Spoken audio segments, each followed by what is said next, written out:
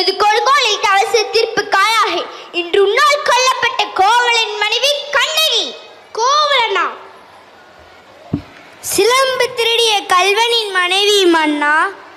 ஓ, கோவலன் மனைவி, சிலம்பு திருடிய கல்வனின் மனைவி. போதும், யாகாவரையினும் நாகக்க மன்னா நாகக்க.